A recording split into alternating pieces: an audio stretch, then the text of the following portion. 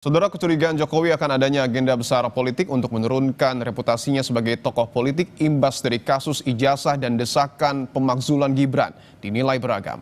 Mulai dari motif sakit hati hingga mulai melemahnya dukungan politik untuk Jokowi.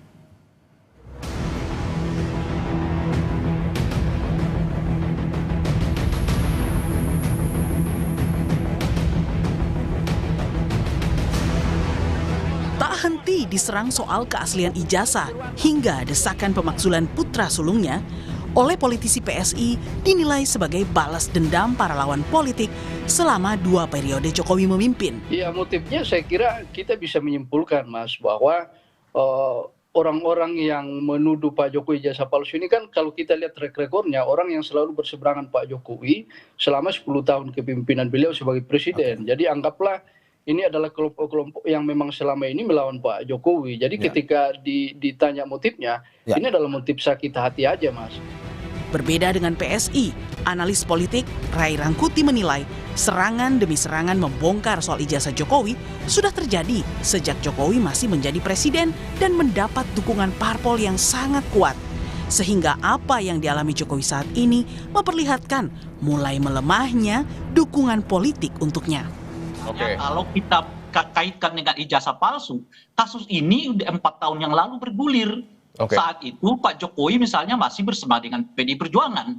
Jadi kala itu nggak terlalu besar karena salah satu backup dari Pak Presiden itu, Pak Jokowi itu adalah PDI Perjuangan, partai besar. Nah sekarang hampir partai-partai ini boleh disebut tidak bersuara di belakang Pak Jokowi khususnya yang berkenaan dengan ijazah palsu. Jadi backup Pak Jokowi sebetulnya yang makin melemah gitu. Sebelumnya, Jokowi secara terbuka mengungkapkan kecurigaannya kepada media jika ada yang berupaya menurunkan reputasi politik keluarganya melalui kasus ijazah hingga upaya pemakzulan Gibran. Memang kelihatannya ada agenda besar politik di balik isu-isu ini, ijazah palsu, isu pemakzulan. Ini perasaan politik saya mengatakan ada agenda besar politik untuk menurunkan reputasi politik, untuk mendowngrade.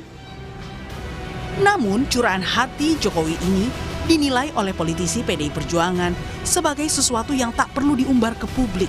Karena apa yang dialami Jokowi adalah hal biasa di dunia politik. Saya melihat itu satu hal yang biasa dalam satu dinamika politik di negeri ini. Juga dirasakan oleh PDI Perjuangan, oleh Pak Prabowo, oleh Pak SBY, oleh Pak Erlangga. Kan semua merasakan itu. Dan toh juga tidak disampaikan ke publik. Persoalan ijazah yang kini dihadapi Jokowi sudah naik ke tingkat penyidikan di Polda Metro Jaya. Namun di saat yang bersamaan, Jokowi juga dilaporkan ke Polda DIY karena dituduh berbohong soal pengakuannya tentang mantan dosennya Kas Mujo. Tim Liputan Kompas TV.